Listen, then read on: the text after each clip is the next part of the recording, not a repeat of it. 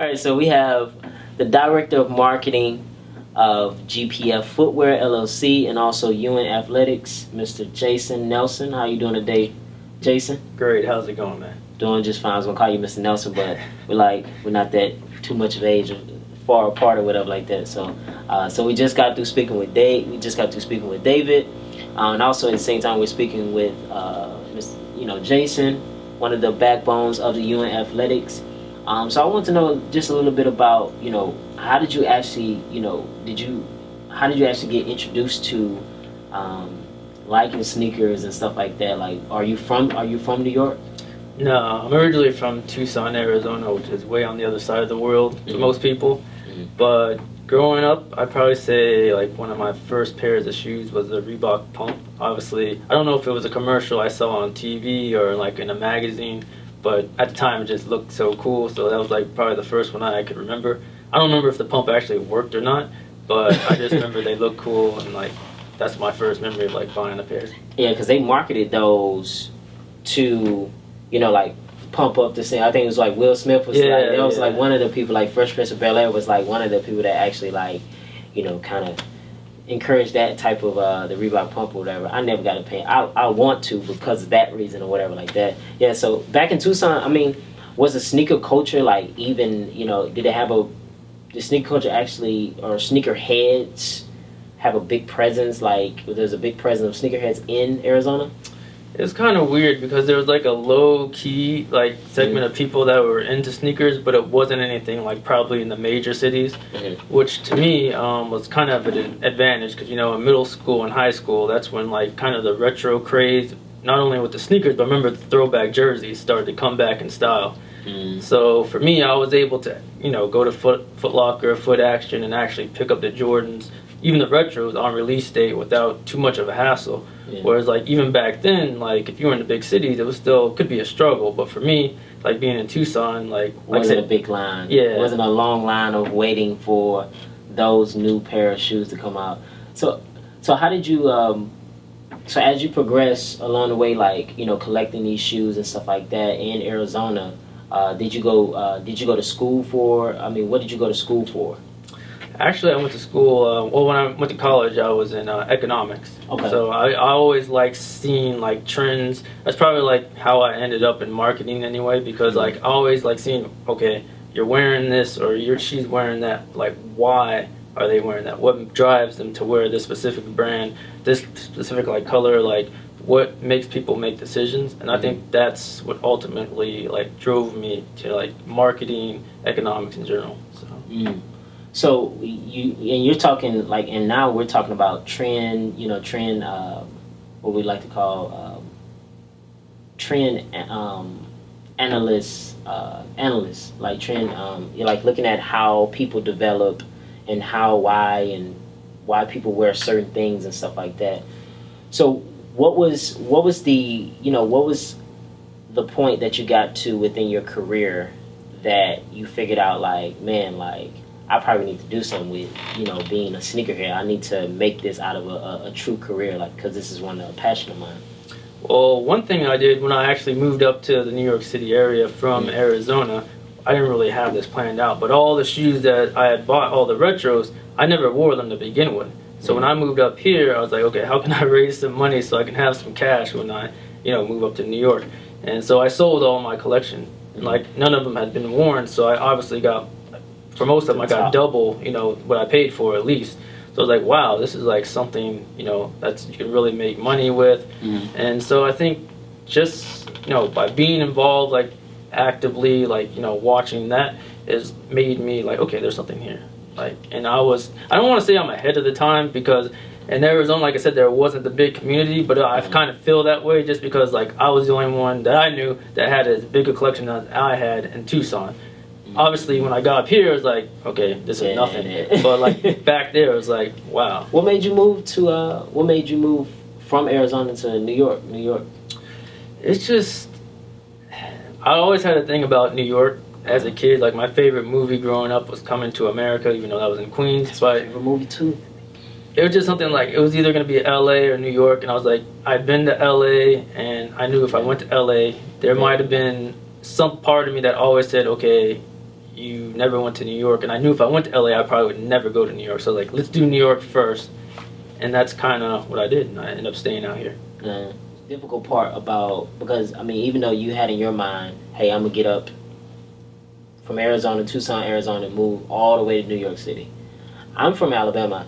I moved up to the New York area. That's about 13 hours or whatever. But that, where you're from, Arizona, is on a whole nother, like, it's a whole nother coast coming to New York. Yeah. What were some, was it difficult once you made that transition? Like, what were some of the things that you went through within your transition point up to you moving to New York? Well, the first thing was my parents, obviously. They were like, why are you going over there? Like, you go to Phoenix, somewhere still in Arizona. You don't have to stay in Tucson if you don't want to, but you don't have to go all the way across the country. So that was, like, one thing I had to deal with.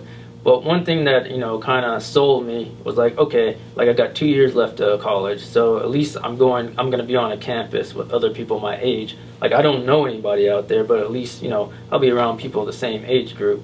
So I figured I'd be able to, you know, make my way that way, as opposed to me moving to New York or New Jersey, like once I had already completed college and totally didn't know anybody. So that's kind of what made the decision a little easier for me. And once you moved to New York, did you go straight into, like, you know, because you were selling sneakers, you say you were selling your sneakers to, you know, people here.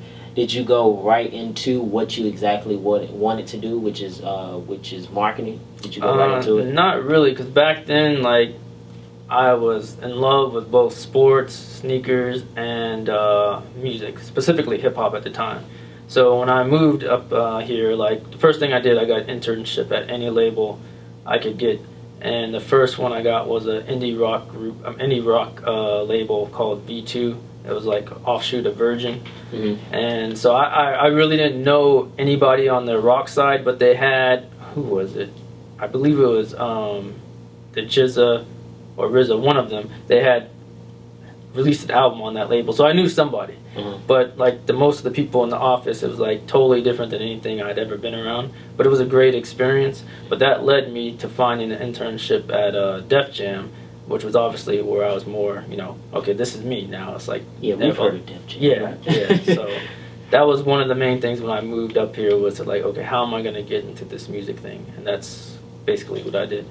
And it took you, and for anybody, because I just moved to New York, but also at the same time, did it take you a while to actually get your feet wet, as we like to call it in the South? Get your feet wet. Yeah. And also just figuring out how things work, because obviously being somewhere else, you have an idea in your mind how something's going to work in these big cities, but once you get there, you realize it doesn't happen almost any way you think it's going to happen, and it's almost never happens when you want it to happen, which is probably the hardest thing that I had to deal with. Was like, okay, I'm going to do this, I'm going to apply for this, I'm going to get this job within a month or whatever. It rarely happens that way, but sometimes I think it works out best the way it does happen, because then you learn to appreciate what went into making, you know, everything come together.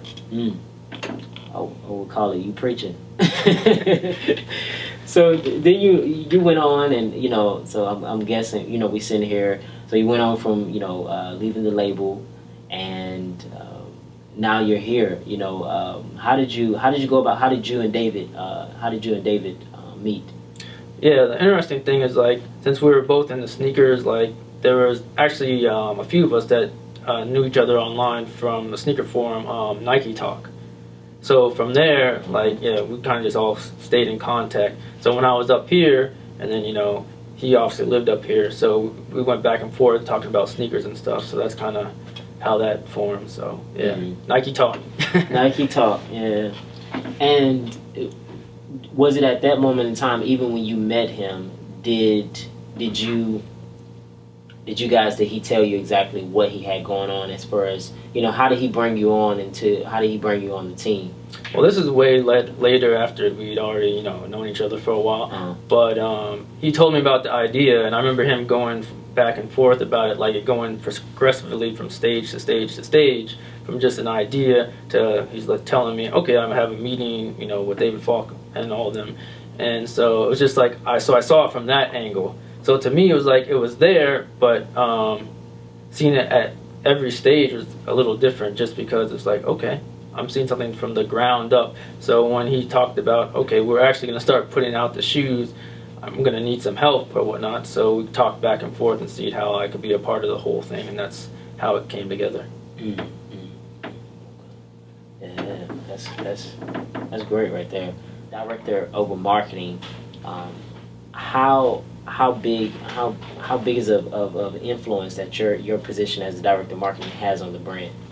Yeah, so it's a great deal of influence because it's like how are you gonna drive the brand awareness and figuring out like I think the challenge, well not really a challenge, but like figuring out what's the best avenue of driving that awareness. Because back in the days, like all the marketing consisted of a lot of TV ads and also in the magazine, stuff like that. So nowadays, I mean, people still do that. I mean, we do some of that, but it's social media now. So it's like, how are you going to grab the attention of, the millennials and like younger kids when they're like every 5 seconds they're doing something different.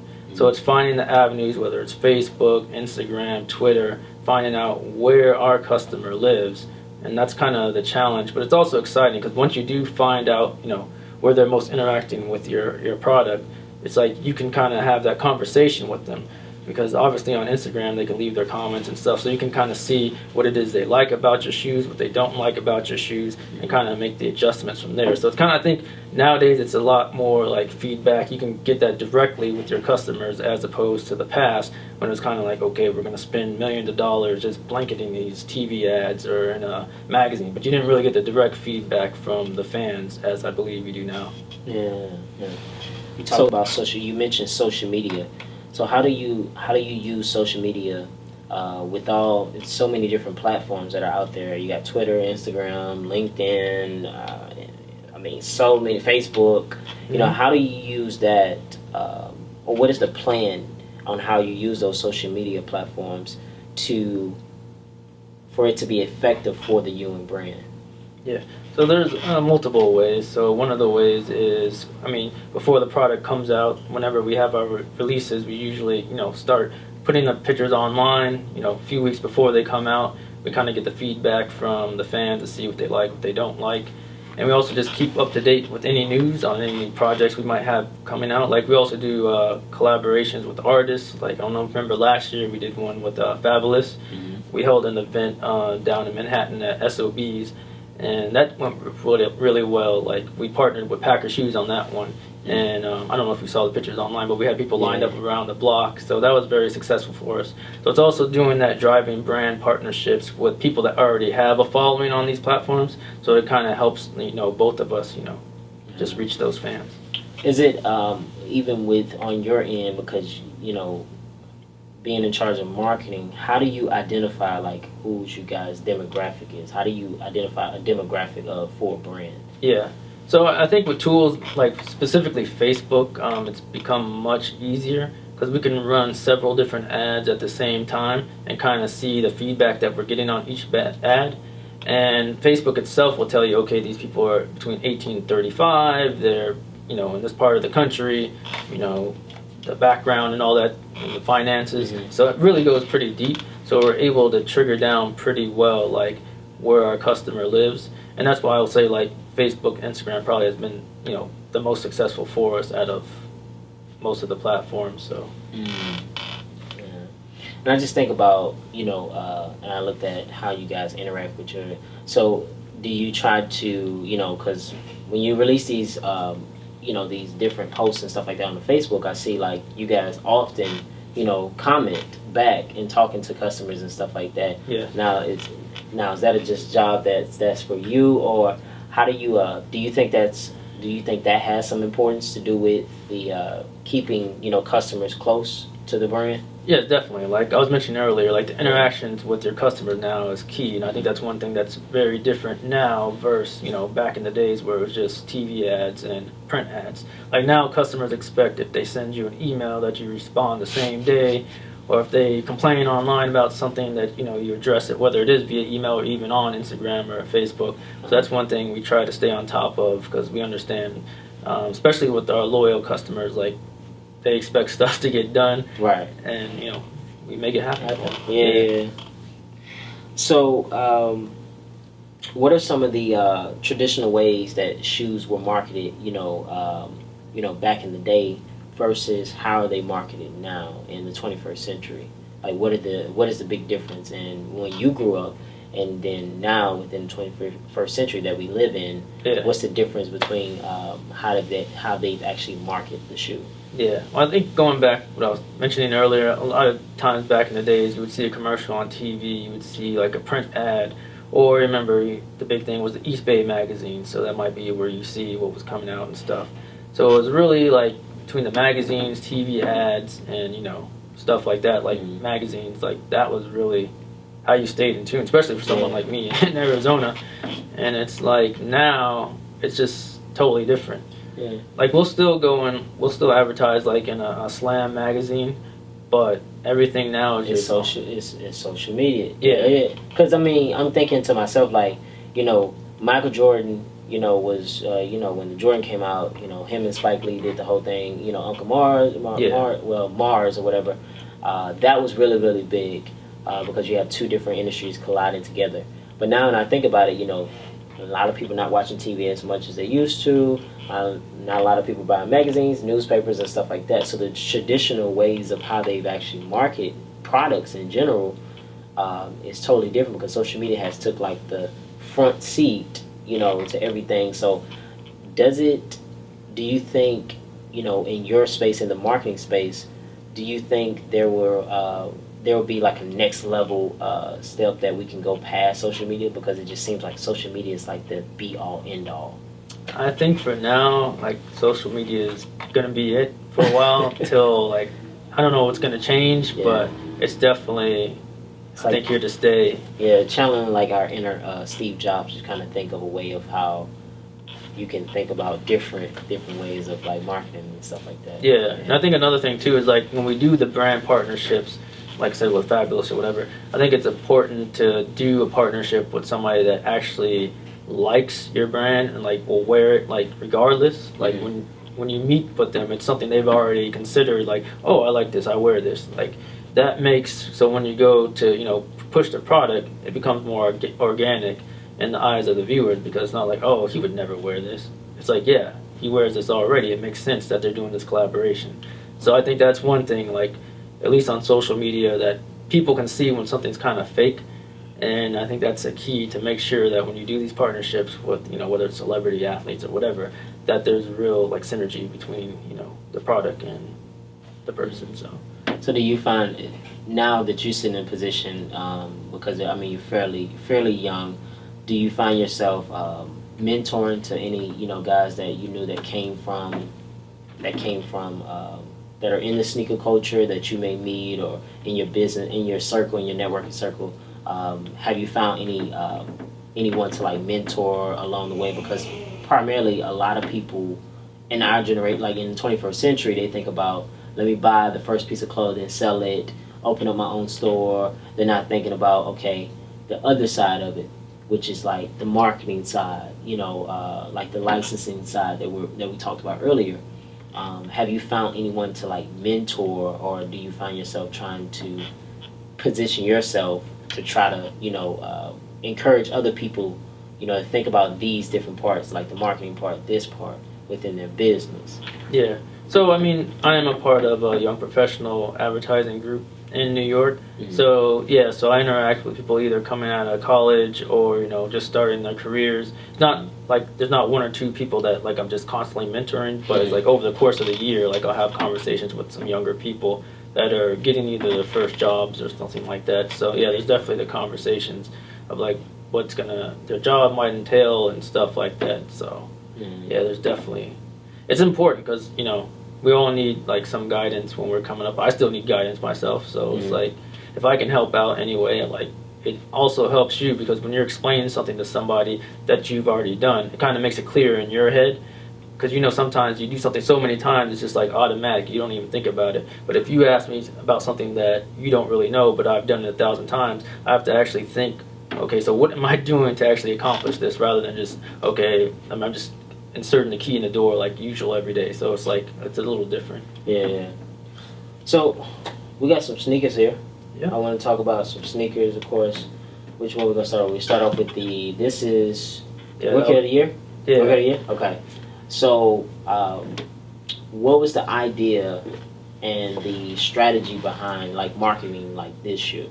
Yeah, obviously it has the basketball, print leather, and celebrating Patrick winning the Rookie of the Year. Mm-hmm. And it was something we thought looked dope when the sample came, obviously. Mm-hmm. And it was like, this is either, it's going to make a statement. It's going to be bold. That's what we liked about it. If you know about our shoes in general, we tend to like find a way to have like a niche in a way. Like if you look at the platinum ones here, like it's been done before, but like the gum is one of our signatures. People love the gum. And you changed the gum up with this one. Yeah. Yeah. So it's like finding something that's like Ewing that we can stamp our name on. People know us by that. So that was one of the things we did with the gum. And obviously now we're kind of changing the gum into different flavors. But when they see something like this, obviously it's going to stand out. And that's kind of the statement we're trying to make with our shoes. So if you're buying a Ewing, like you said, it's not a Reebok, it's not Adidas, it's a Ewing. Yeah. That's kind of... See, these is, I'm going to say these are one of my favorite. Because of the reason it's my school colors of my high school, John L. LaFleur, and like the green and orange or whatever like that. And this was a big hit for you guys as well. Yeah. It's kind of play on St. Patrick's Day, Patrick Ewing. And, we did it one year and the people loved it. So it's kind of became like a yearly tradition for us to do a different style in the same color to represent, St. Patrick's Day. And, people continue to like it. Yeah, and you got the Saint, and I wonder, like, when I saw these sneakers, like, I was like, why did they pick St. Patrick's Day? Like, up until now, when you said that, like, like Patrick or whatever, but then I looked at the St. Patrick Ewing or whatever like that. Yeah, that's pretty dope. Yeah. So, what could you speak about and if you could say in one sentence or in a few words, how would you describe the future of Ewing Athletics? Constantly evolving. Like I believe in an earlier interview when you're talking with Dave, he was talking about the first colors that came out when he first brought the brand back was the original colors. Mm-hmm. But then as we saw, like, those were just flying off the shelves. It's like, okay, now what do we do? And I think that's one of the things we have to constantly, evaluate is like, okay, what's the next year going to look like? What's, doing something like this, something bold that's still Ewing, but it's different. Yeah. Like, so this wouldn't have looked anything like, the first run that came out. So it's always like challenging ourselves. How can we make the product better, more innovative, and also what the people want. So that's why we're always, like I said, with the interaction on Instagram, seeing what the people want, looking at their comments, and we take all that into heart when we, bring out some athletics. Constantly evolving with the director of marketing, Jason Nelson. I thank you again. Thank you guys for being on the False Image Fashion Podcast. No problem. Great to have you.